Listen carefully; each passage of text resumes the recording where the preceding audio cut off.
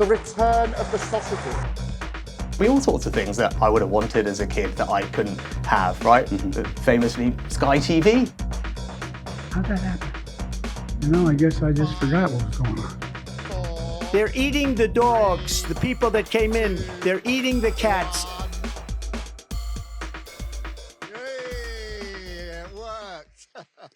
Hello everyone, and congratulations to the Lionesses on their magnificent victory at the Euros.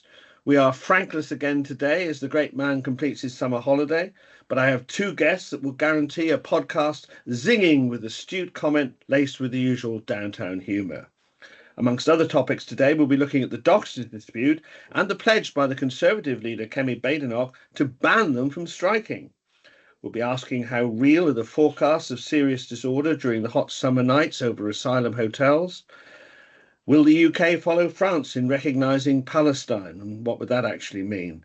And we also hope to cover the topics of the return of James Cleverly, Corbyn's new party, and Trump's golfing holiday in Scotland. And I know that Kevin will want to join me in paying tribute to Birmingham's own Ozzy Osbourne. So let's begin by looking at this question of the doctors. And it's not, I'm sure, I haven't said who you are.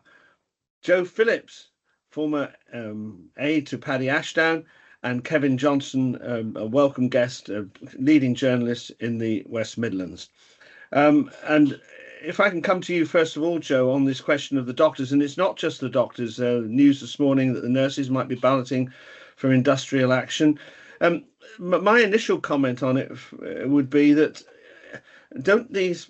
we deeply value doctors, nurses, the people that look after us, but can't they smell the coffee? I mean, they've got in office now a government that's broadly sympathetic to them and made a generous, no conditions pay increase last summer as soon as they came into office. They've made awards around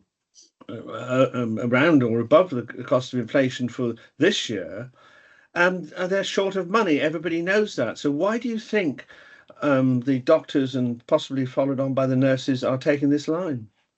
Well, who knows? And I agree with you, Jim. I think it's not helpful to the government, and nobody's suggesting for any minute that any one group of people is more likely to be supportive of a Labour government or a Tory government. But you would have thought, if you care about the NHS, you might think it's better to stick with the Labour government, who have already pledged record-breaking sums.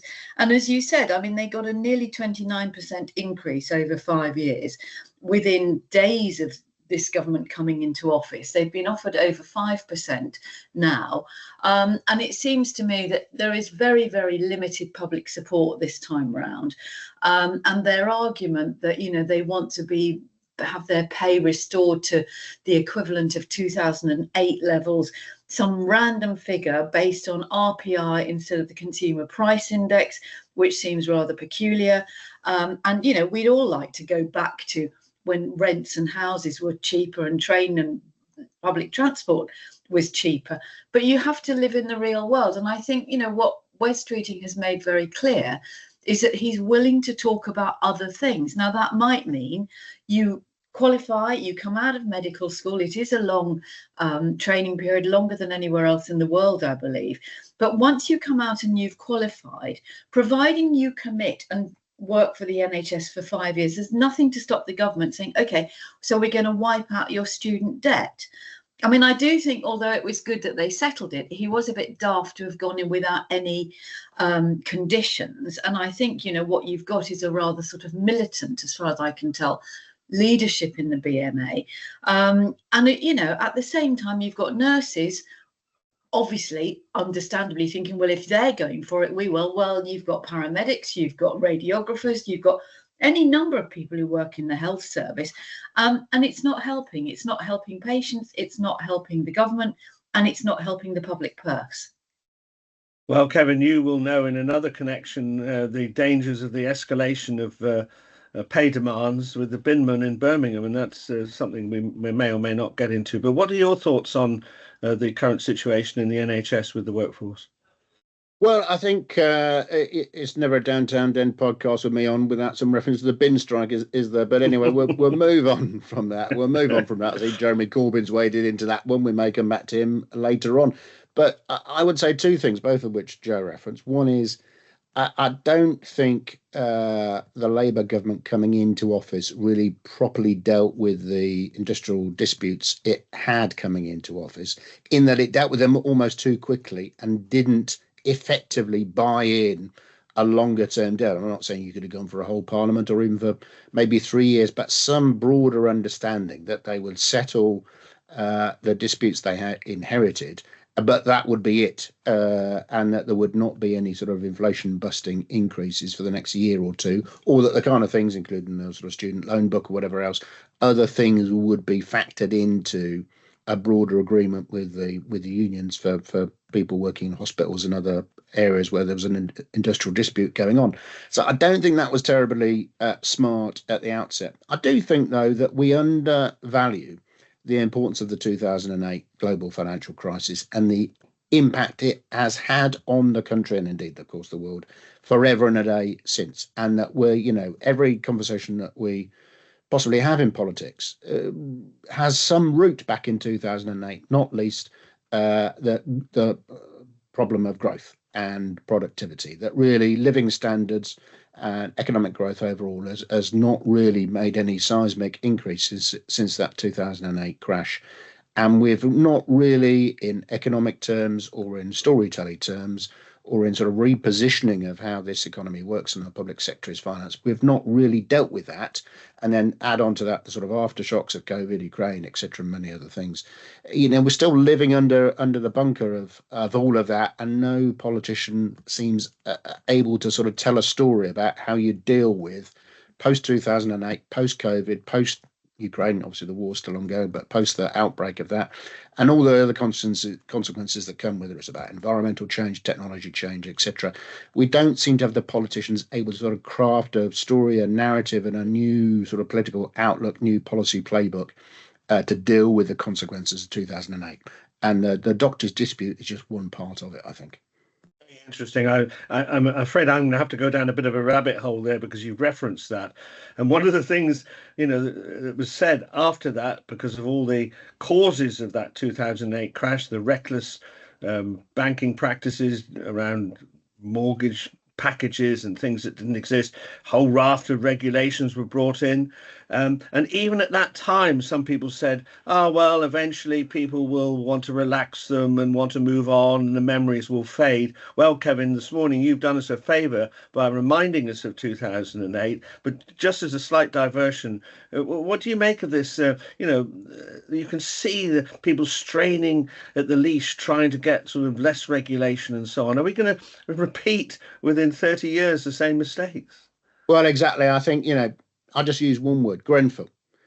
Just one of many examples of where you loosen regulation or where you don't have proper control over regulation or other kinds of controls in the public sphere, you get a problem. You get, really serious issues. So I suppose the traditional left-right balance has been about, over-regulation and state control, etc. on the left, and freedom and everyone for himself and liberty on the right. And of course, the truth is somewhere in between, isn't it? How do you get the balance of freedom? How do you get the balance to be able to have entrepreneurial action and energy, but that you keep everybody safe and you keep people's mortgages protected or whatever else it might happen to be? That's forever been the challenge, isn't it? But throwing off the shackles is not necessarily the answer, is it? And it ends up, I'm afraid, usually in disaster. Joe, can I go back to the doctors' dispute? It's been interesting, isn't it, that the NHS did not immediately engage in wholesale cancellations of appointments and seems to be trying to ride it through. I'm not sure we have figures on the number of doctors who are actually turning up for work and defying the union instruction, because the ballot for strike action was thin, to say the least. Do you think that the impact of this 5-day strike is going to be less than the doctors, if I don't use the right word here, hoped for? It's early days, and it was over a weekend. You could argue either way. Lots of people are away on holiday, but then conversely, people are travelling around and so on and so forth. I think it might not have the same impact. I mean, there will be an impact in that lots and lots of outpatient appointments will have been rescheduled, I think. I mean, what you have to remember is that these resident doctors that used to be called junior doctors, they're not the people who are carrying out operations and things. But if you are taking consultants to cover what they were doing, then that obviously will have an impact. You know, I think people might have been a little bit mindful and thought, well, I can probably not necessarily rock up to A&E with a broken fingernail on a Saturday night and be happy to wait for 7 hours. But, you know, we have to wait and see. But, you know, can they keep doing this? The thing is, Jim, that, you know, if there's a backlog, and there will be a backlog, however big or small it is, if these same striking doctors then do overtime to clear the backlog, in effect, we are paying, the taxpayer is paying for their industrial action twice over. Kemi, what do you make of Kemi Badenoch? She seems to be proposing, you know, we know that the police and soldiers cannot go on strike. Over the weekend, she seemed to say that a Conservative government would ban doctors from striking and require minimum attendance clauses in a new Industrial Relations Act. Do you think this tough approach is going to win us some votes? I thought the Tories opposed Labour and other parties on the left banning things all over the place.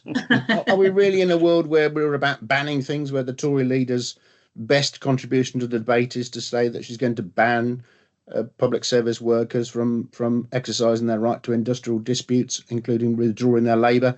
It's a funny old world, isn't it? I think it probably shows some very muddled thinking in the mind of the leader of Her Majesty's opposition.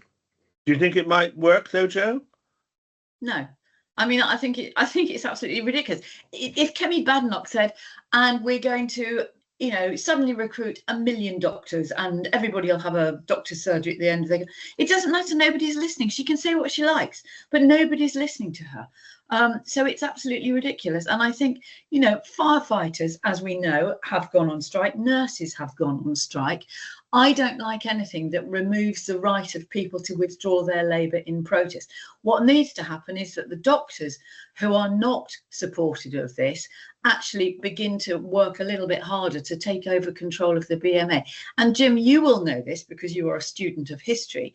The BMA fought very hard not to have a national health service. Indeed. Well, we'll reflect a little bit later in the programme, because of my passion for history, that it is now 80 years, almost to the day, since the Attlee government actually took power after the general election. I would like to have a word about that.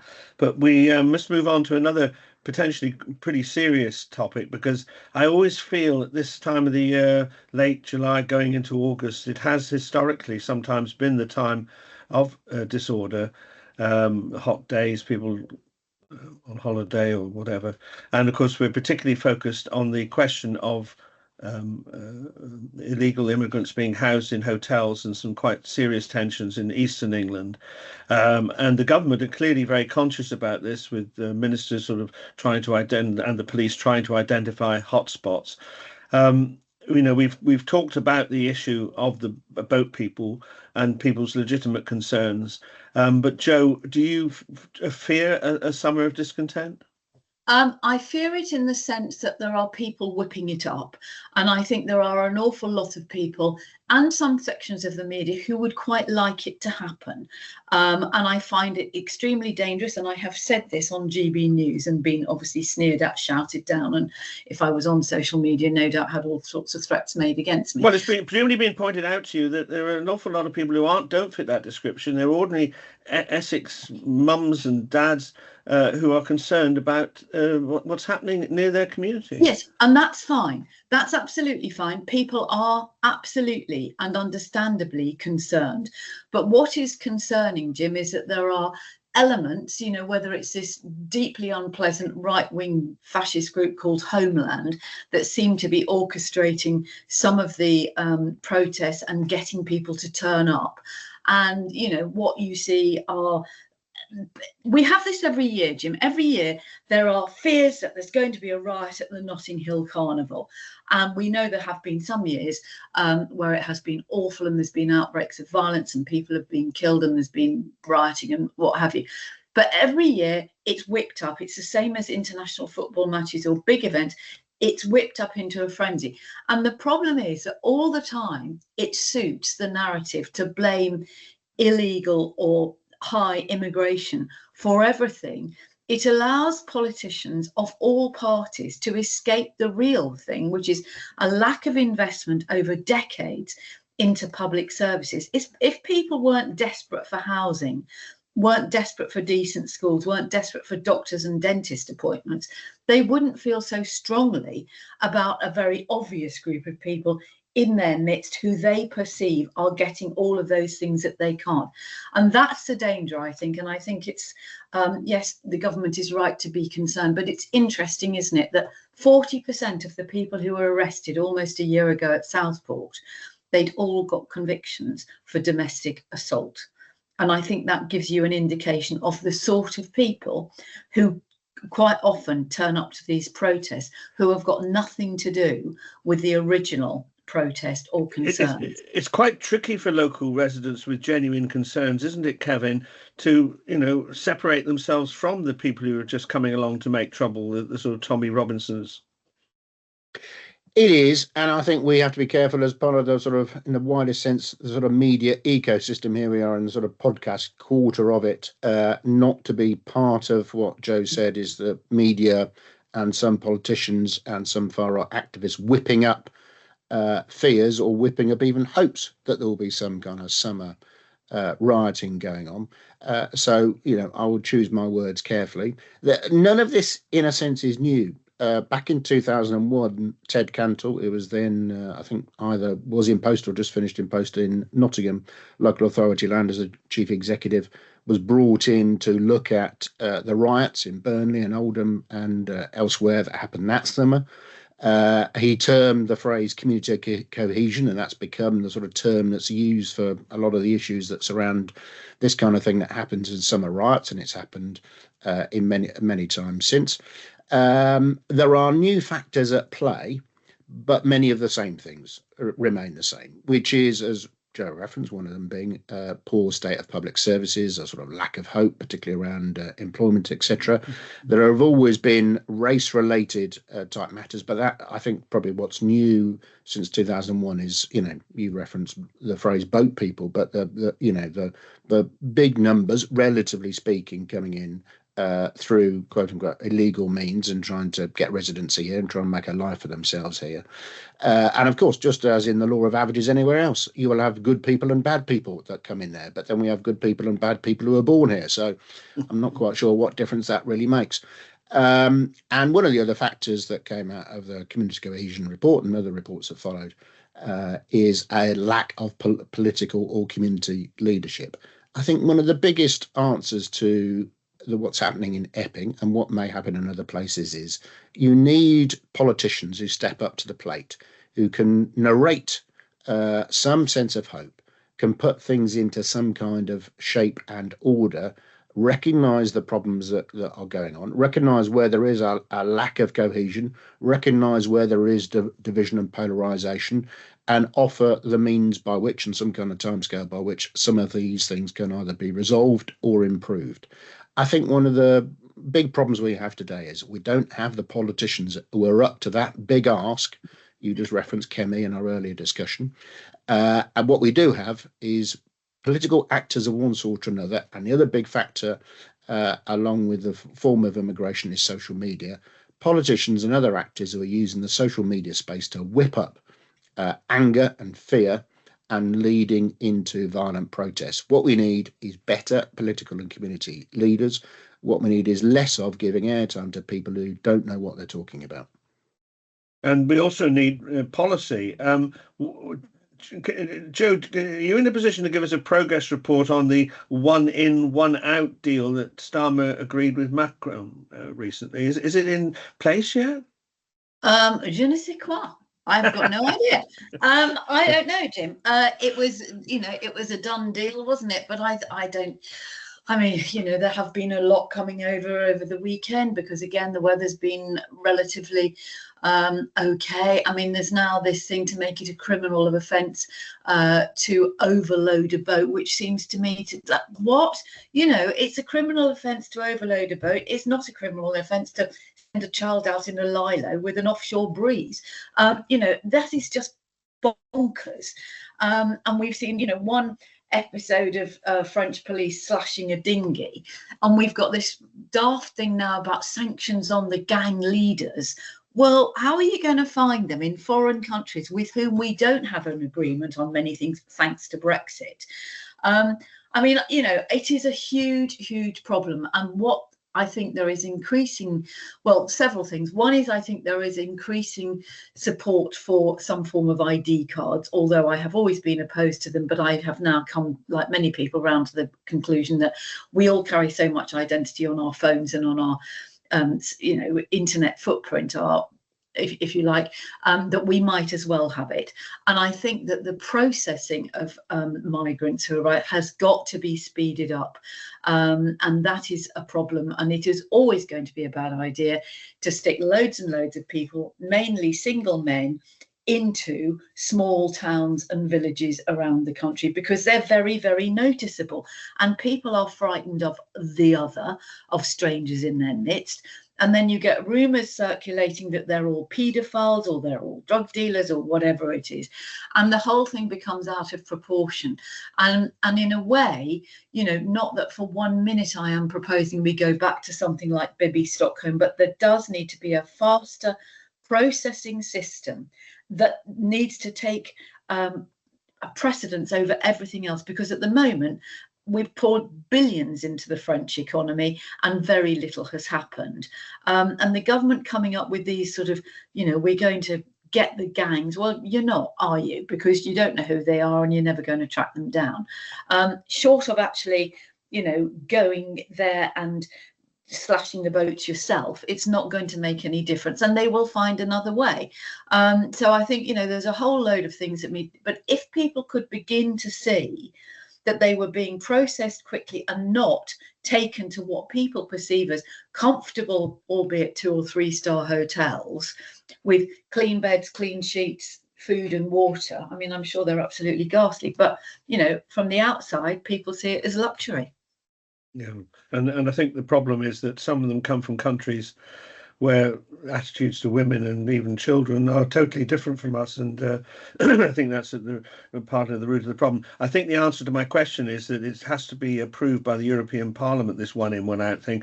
And certainly countries like Italy and Greece have reservations about the one in out policy and how it might affect them. But perhaps we can move on to the decision by France to, I think in September at the General Assembly of the United Nations, to recognise the state of Palestine. I'll come to you first of all, Kevin, on this. I'm a bit nerdy on all this and I really did some research on this yesterday about the recognition of countries. And one of them has to be that a country needs to have definable borders.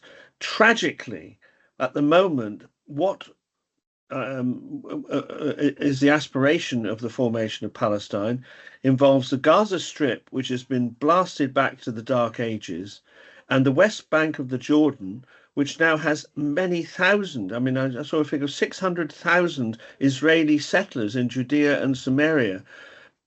Even if there was a will to do it, I mean, is this sort of the recognition of the state of Palestine, and I'm putting it harshly, anything more than tokenism to try and ease our consciences about the dreadful scenes that we're seeing?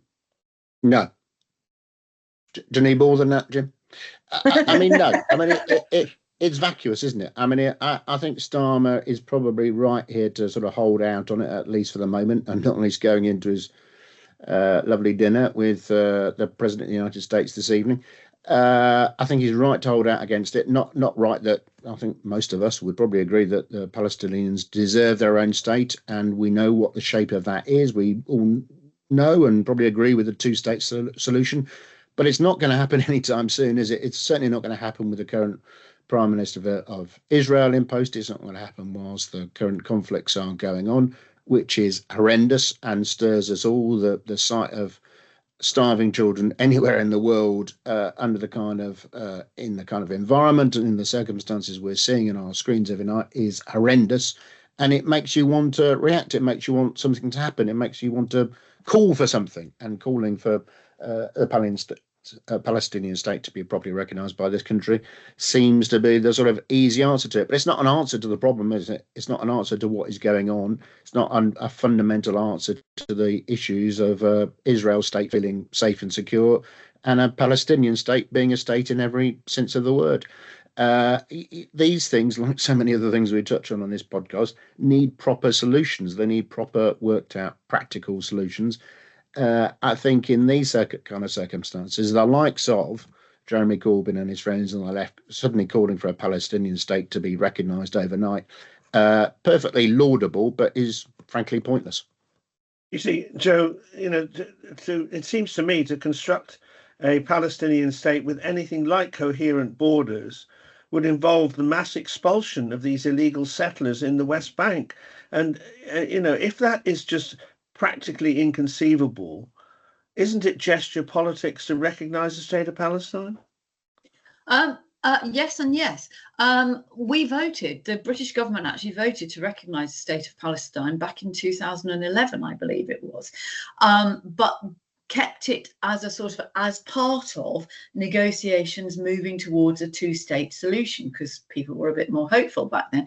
So we have already had that vote in Parliament, and I completely agree with Kevin. It's a totally vacuous, empty gesture, and it is an indication, I think, of the shallowness of the majority of Labour MPs who have signed this letter calling for recognition, that they don't understand, the practical and political and economic and other problems if that were to be the case. I mean, there are other things that could be done and should be done, arguably. It's not just about the arms trade that we have with Israel. We do a lot of trade with Israel. We could have a complete boycott on Israeli goods. Remember in South Africa, days of apartheid, none of us ever had a Granny Smith and we all boycotted Barclays Bank, which seems rather tame. But actually, those things work. The EU has got massive capability in the trade it does with Israel on a whole variety of things. So stop it. Stop trading with Israel.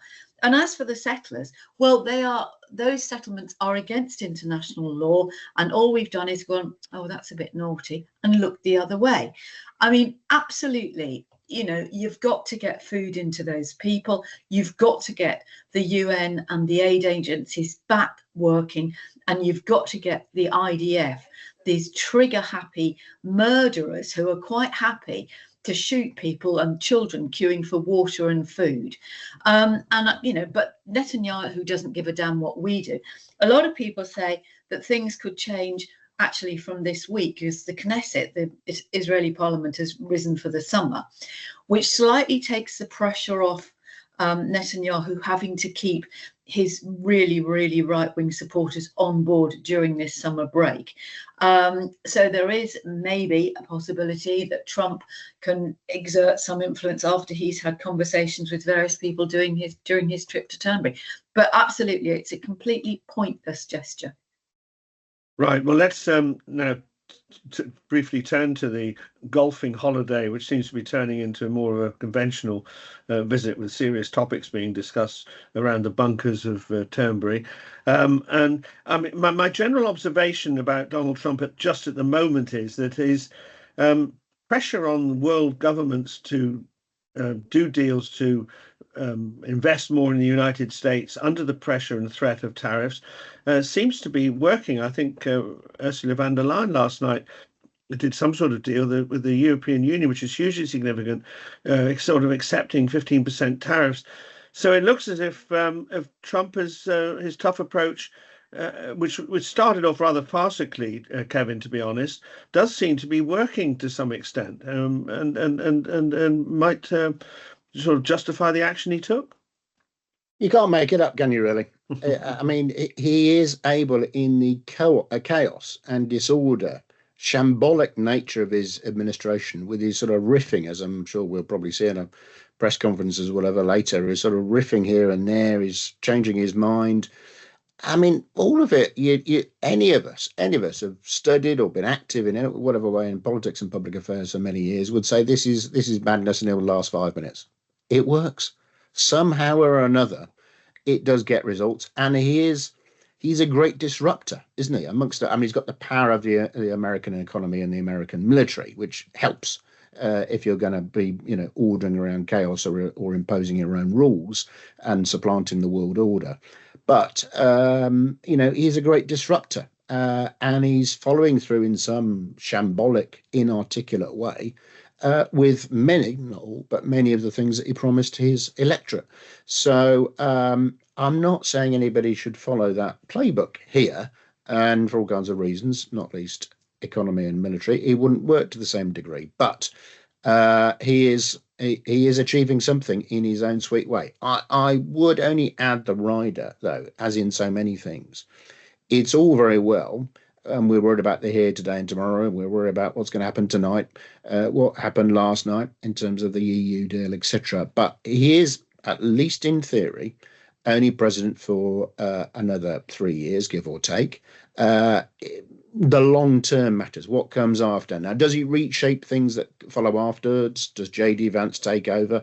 And does he follow it with the same kind of playbook? I can't quite see that happening in the same way. Or do the Democrats suddenly out of nowhere come back and get hold of the White House? So we do, as much as we are fascinated by the madness of Trump, we have to keep an eye on the long term. There is speculation, Joe, that the one thing that could derail him is this ongoing controversy about Epstein, and the Trump came to power saying there's a huge conspiracy, let me get into power and I'll give you the facts. And then it's, there are no facts, move on. That's what he's trying to do. Bearing in mind what Kevin's just said, he's the great escapologist of politics. Is the Epstein thing anything more than a blip? Could it be more serious for him? Well, that's what a lot of commentators are saying on both sides of the Atlantic. But, sometimes these things are wishful thinking. I mean, it is not inconceivable that he gives Ghislaine Maxwell some sort of pardon in return for keeping her mouth shut and disappearing and coming back to the UK and living a quiet life somewhere.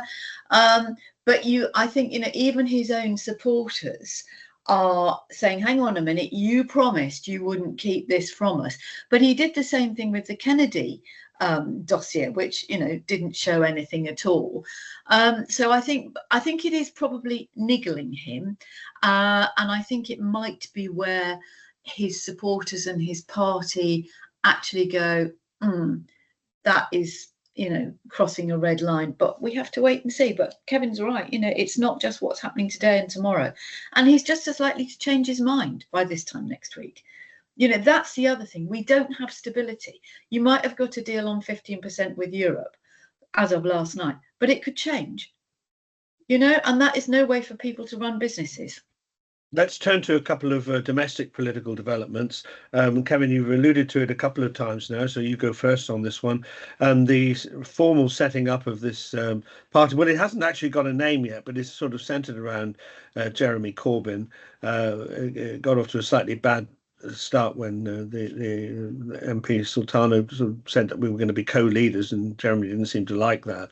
But there is some evidence in the polls that a sort of new socialist party combined with those MPs that were elected on a if I can put it loosely, a pro-Gaza ticket could actually get about sort of 10% in the polls, and would actually have some interesting consequences. Some of the Greens would go to this radical party. What's your feeling about this? Is this just another excrescence of far left politics, or could it be more important? Well, it's great fun, isn't it? Co-leader, no co-leader, your party. No, not your party. You come up with a name. In a very different way. It's a bit like Trump, isn't it? You can't make it up. It's completely shambolic. It's completely all over the place. And we could have a very good laugh about it. That being said, yes, I think they could have an impact. Here you go. I'll give you an exclusive preview. The polls in 3.5 years will not look like the polls that look today. And what we certainly know is that the names in those polls will have changed. The names of the parties, certainly in one case, will have changed. I don't think your party's going to stay. And one or two of the main political parties will have a different leader come polling day. in 3 to 4 years' time. So it's almost spurious to be talking about what's happening today and new parties, etc., because it's going to look very, very different in 3 years' time or so. That being said, because of the fragmentation of politics, probably still because Labour's not going to be as strong coming out of the next election, is it, unless there are some remarkable events. The Tories presumably will be stronger with a non-Kemi leader, one would assume. Reform's bubble will have burst a little bit, but I'm not saying it will entirely. Lib Dems, who knows what they're doing on the water slides. But because of that fragmentation, a party that picks up 5 to 10% of the sort of, left of Labour, not necessarily just all far left, but left of where Starmer and most of his government is, that's going to have an impact. They may not pick up any MPs. Whether the Gaza situation is as acute then as it is now will have an impact, of course, both in terms of independence, as at the last election, or in terms of Jezza's party. But because of the overall fragmentation, even if they didn't pick up an MP, it would have an effect on the voting outcome just because of that fragmentation. So we can have a laugh about it. It's perfectly fine and reasonable that people with views which are accord with Corbyn and the others that are going with him have a rightful place for their political views to be found and to be represented. That's perfectly fair and right in a democracy. But it will have an impact, I think, albeit the political map will look, I think, quite different in 3 years or so. I was genuinely surprised that Corbyn made the final breach to set up a new party. I mean, he's been Labour all his life. And it's interesting, Joe, that Diane Abbott, who herself has been resuspended by the party, and John McDonnell, the Shadow Chancellor under Jeremy Corbyn, is going to have nothing to do with this breakaway party. Yes, I think it was Polly Mackenzie on Times Radio said, Corbyn Sultana sounds like a new breakfast cereal, which I think is probably where it belongs. But yes, I mean, politics has changed beyond recognition even in the last 5 years. There's greater fragmentation. There is not so much party tribalism. As parties move further to the right, apart from the Liberal Democrats, I think the real losers on this would be the Greens, and that's partly because although they had a good showing in the general election and they've now got more MPs and reform, they're failing to make the headlines, and that's partly because they've got this co-leader thing. So you imagine you phone up for an interview. Well, hang on, I don't know whose turn it is to do the interview. Well, not only that, but they've got a leadership election on where there's quite a radical guy who's trying to sort of take over the Greens. Yeah, exactly. So there's all of that going on. But I do think it's, if people want to organise and they want to have debate in a democratic society, then I think that's great. I don't think Labour should be particularly concerned about it. I think the Greens probably should. But again, so much of this will depend on what happens at local level, because you can come out with all the slogans in the world and, you get a bit of publicity during the summer or whatever. But, the days of Jeremy Corbyn being cheered at Glastonbury, I think, have long gone. But a lot of those people who were students then actually will not vote Labour because they think Labour's too right-wing. So, who knows? I think Kevin's right, but maybe something to think about. One more for you, Joe. Kevin was hinting that the political parties might not be led by their current leaders at the next general election.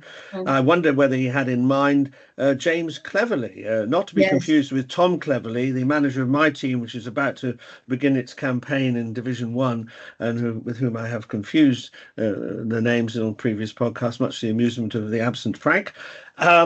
But he is coming back onto the front bench with Kemi Badenoch, and his portfolio involves him going head-to-head with Angela Rayner, who potentially could be leader of her party. So what do you make of the return of James Cleverly? I think it is rather clever, and you can't speak about him without making silly puns. They weren't so clever when they tried to rig the votes, because he ended up getting knocked out of the leadership contest. But I think, having him back on the front bench is quite smart, probably not for her. It will slightly, I think, eclipse Robert Jenrick, whose leadership campaigns, or Mrs. Jenrick's leadership campaign desires for him are no bounds. And I think it might remind people, actually, James Cleverly is quite amenable. He speaks human. He's been around the block. He's had, Foreign Secretary, Home Secretary. I think it's quite a smart move. And it may do something to stop them looking like has-beens. I mean, the other thing, just very briefly before we go to the break, is that I think Reform need to be very careful that they don't become a repository for failed Tory MPs, because if those people were voted out last time, what is the indication that by putting on a turquoise rosette, people are going to vote for them this time? So they need to maintain their distinctiveness, if you like, rather than becoming, the end. And I'm not going to even rise to debate about water slides, other than to say the Lib Dems have been at the forefront of campaigning for clean water. We're not having a break, by the way. This is the streamlined version under Jimbo's chairmanship. We're coming to the end fairly soon. It wasn't like this last week, was it, Kevin? No, much better It's run. not I like thought. this when Frank's here either. So what do you make of the return of, I mean, is it, I won't use the full Lyndon Baines Johnson analogy, but having people outside the tent doing something and people inside the tent doing something, but you get my general drift, Kevin. A good move by Kemi Badenoch, or is she grasping the serpent to her breast? Well, I mean, really, what was the point of the whole thing? I mean, this... am I alone in remembering that Kemi Badenoch said that this would be a team all the way through to the next election, which was a ridiculous thing to say, of course. Mm-hmm. And then she's gone for a reshuffle. But I mean, who's noticed? And what's in there? What's to get your hands around? Jenrick stays where he is. No doubt he wanted to be in one of the three great offices of state, or at least their shadows, rather than justice. So he's effectively, given a sort of counterweight, as Joe says, by James Cleverly, who's a sort of affable chap, and he's got military experience and all of that in there as well, which helps. But really, what was the point of if you're going to do a reshuffle, they're usually done for a purpose, aren't they? They're a bit of a reordering of not just reordering the deck chairs, but they're there to make a statement, aren't they, about a direction. And about bringing on talent, and she has not done that. So it was rather pointless. But to slightly contradict myself, I will say I thought the more interesting appointment was not James Cleverly, but was Neil O'Brien. Was the MP brought in to do the policy development type role, the sort of preparing the next manifesto, one assumes, as part of that. He's a smart guy, a very smart thinker. Is relatively centrist, although I've seen him say some more slightly right-wing things in recent times. I think his appointment is going to be more interesting, more consequential than that of James Cleverly.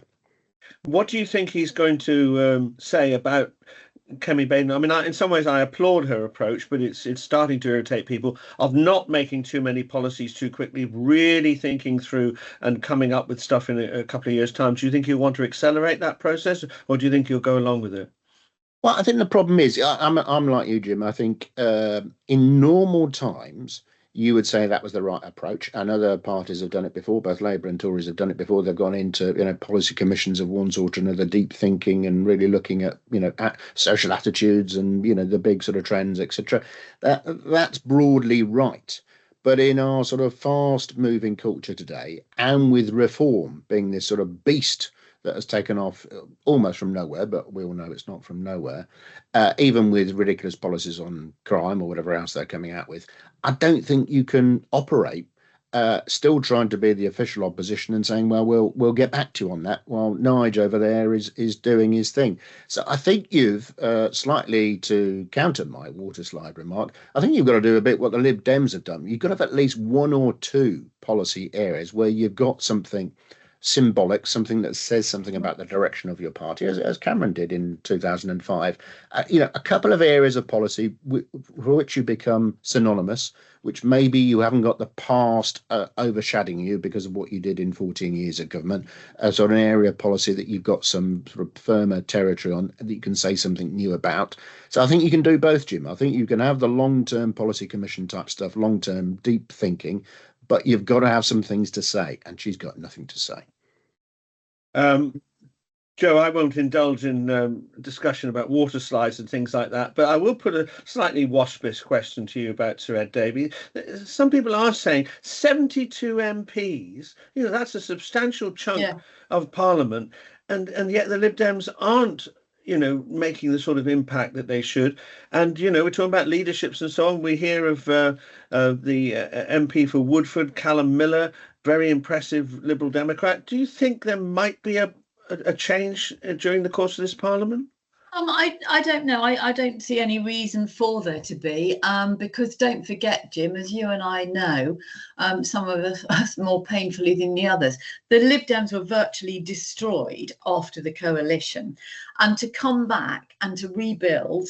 And to rebuild at local level and now at parliamentary level. And what they've got is, as we've said before, if you have got an increased number of MPs, it's not just about your polling, it's your influence on things like select committees. It's your ability to contribute to so many other debates and things. And it means you're going back to your constituency and having conversations.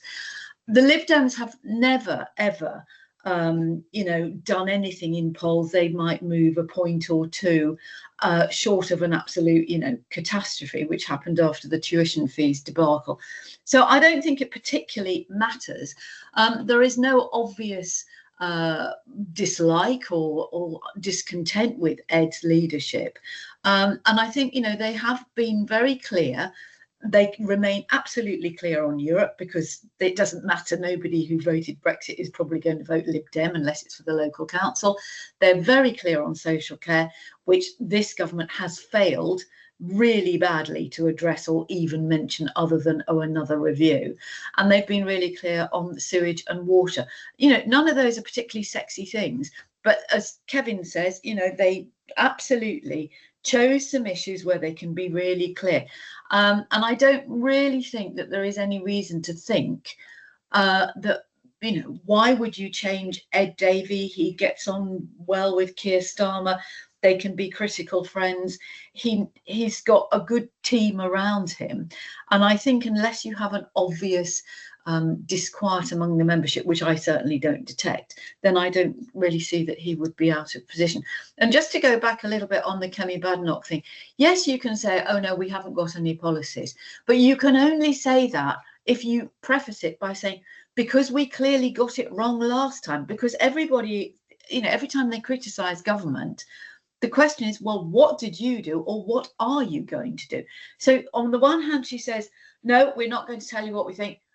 Oh, but I'm going to ban doctors from striking. It's so incoherent. Right. You're a heavy metal fan, Jo?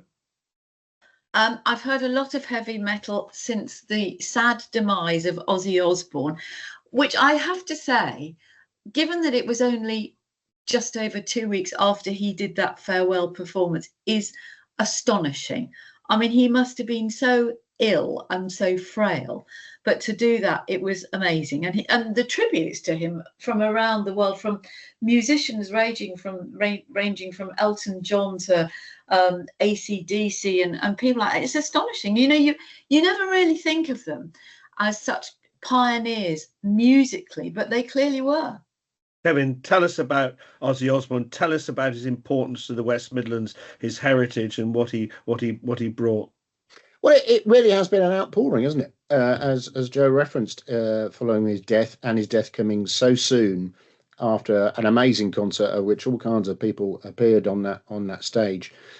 Aston Villa, Aston was the place of his birth, a very, very challenging upbringing, and the reaction has been, as Jo says, around the world has been significant, but also at home in Birmingham, the outpouring of love and sadness and grief at his passing is quite significant, really. It was quite marked. And we've got sort of places, we've got benches, we've got big balls around the city which carry his name or carry his or his band's signatures and photographs and so on. And people have been going there. They've been going to the museum where there's an exhibition going on, signing books of condolence, etc. I don't recall any sort of cultural figure having quite this impact on Birmingham, on the people of Birmingham, and they won't all necessarily be heavy metal fans, but they recognise his contribution, sort of forming, if you like, a genre or a subgenre of music, coming from humble beginnings. He kind of, like any good politician, he had a number of lives, didn't he? He had a number of iterations through his own musical career and, of course, through reality television.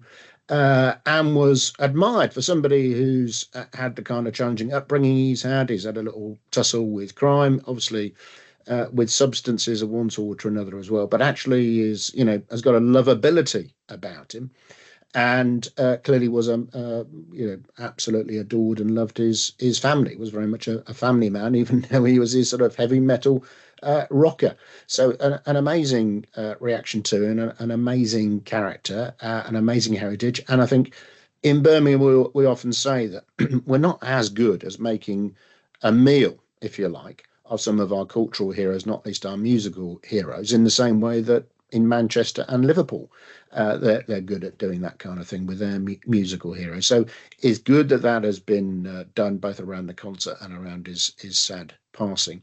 I remember, normally if we talk about the Prince of Darkness on this podcast, we'd be talking about Lord Mandelson, wouldn't we? But no, we're talking about Ozzy Osbourne. Or Frank McKenna. Or Frank McKenna. Or Michael Howard. I did see, of course, there have been many great stories, many great tributes, etc. But I did notice one. I don't know what year this clip came from, but we can know when it was after. He mentioned his first meeting with Tony Blair in some event or another, some gathering or another.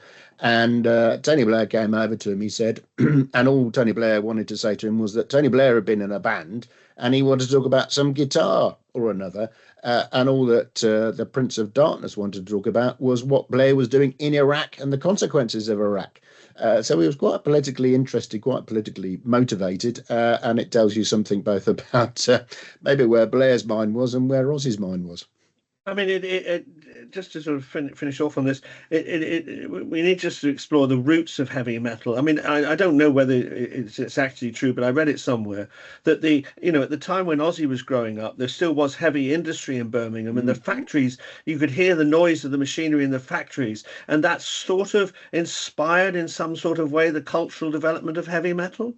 Yeah, I think that's true. It's not my area of expertise, Jim. I'm not a sort of heavy metal man myself, but you can recognise the value of that music and that genre and the impact it's had on the birth, if you like, of other musicians and groups that have come to follow him and his colleagues in Black Sabbath. What I was also, I don't think I knew this before reading the many sort of tributes to him over the last couple of weeks, is of course that he was probably his first musical inspirations. Frank will love to hear this, was Lennon and McCartney. It was him hearing the music of Lennon and McCartney, which inspired him to sort of have an interest in music, albeit he went off to make a different sort of genre of music. But I think that's right. Some of the roots are in the industry, not just, of course, of Birmingham, but of the Black Country. And of course, Joe, just to finish off on this, he's not the only one that keeps carrying on. The Rolling Stones are still around, and Pete Townsend and Roger Daltrey, or Sir Roger Daltrey now of the Who. I mean, obviously, our producer Francesca, who's watching this, will be more in tune with the more modern pop things. But there's some of those old idols from our youth still around. Oh yeah, absolutely. I mean, Rod Stewart did Glastonbury. He's 81. And they will, and those songs and those the Stones, the Beatles, other bands as well, everyone will have their own favorite, but and we've talked a little bit of the 40th anniversary of Live Aid. When you look at those bands performing, you see young Mark Knopfler with hair, and fabulous late great David Bowie and Freddie Mercury. There are fantastic bands out there, but I think people like Ozzy Osbourne, as Kevin says, from the beginnings that he came from, to have that global stardom, and there is something astonishing. He wasn't an art school kid like the Stones were. He wasn't sort of rather ascetic and sort of artistic like David Bowie. He came from Birmingham, and I think that's just fantastic. And I think it's really lovely that people of all ages and all backgrounds and the most unlikely people have paid tribute to him with a real genuine fondness. And if they are going to do a statue, I do hope they can find somebody who might make a statue look like the person it's supposed to be, or possibly just have a bat. Excellent idea. Bat. Joe, thank you very much indeed. And thank you too, Kevin. I should point out that there are a lot of very good events that Downtown are hosting in the West Midlands this autumn with some of the leading movers and shakers there. And so the West Midlands will feature prominently in our autumn schedule. Next week, return perhaps not of the Prince of Darkness, but the Prince of Downtown, Frank McKenna. Thank you both very much indeed for your time today. And we hope you have a good week.